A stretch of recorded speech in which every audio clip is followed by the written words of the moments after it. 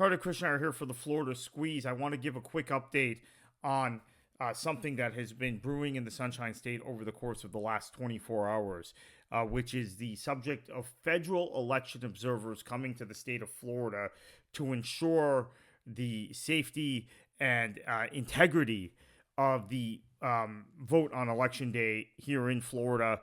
4 counties specifically, the federal government and the Department of Justice want to send observers to, which are Miami-Dade, Broward. Those are the 2 largest counties in the state population-wise. And then Orange and Osceola County. Orange County is where Orlando is. Osceola is where Kissimmee is. Orange is a very large metropolitan county, obviously, as well. And Osceola County is one of the few counties in the country with a Hispanic majority. In fact, or one of the few large counties with over it has several 100,000 people, and also one of the only counties in the country in the continental United States, in the 48 contiguous states, that has a plurality of Puerto Rican voters. So the federal government wants to send election observers to these 4 counties.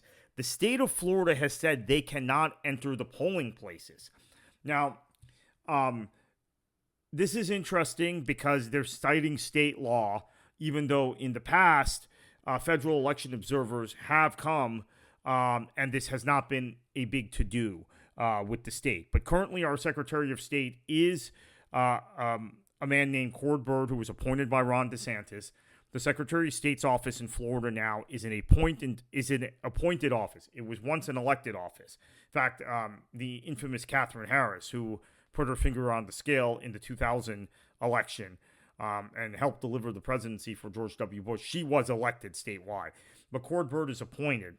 And Cord Byrd previously represented a state house district in Duval County.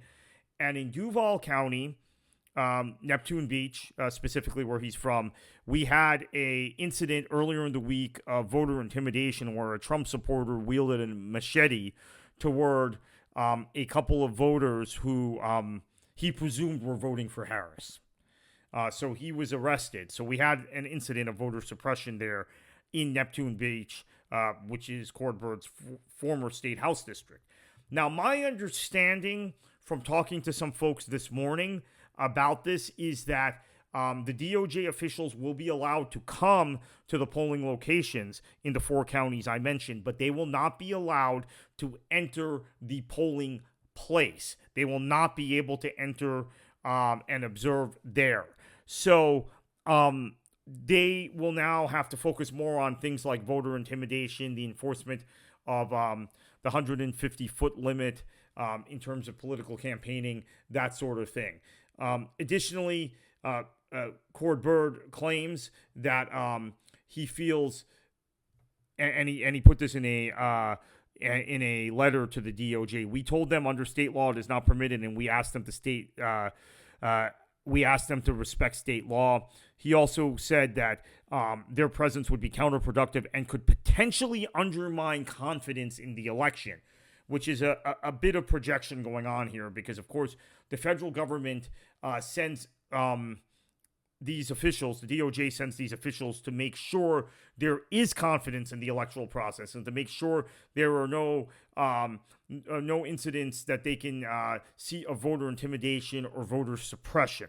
So keep an eye on this as we approach Election Day.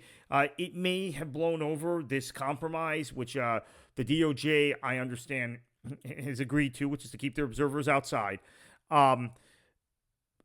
Might not yield anything, but it is worth monitoring because this is another effort in the state of Florida of the state government to assert its primacy in some matters over the federal government.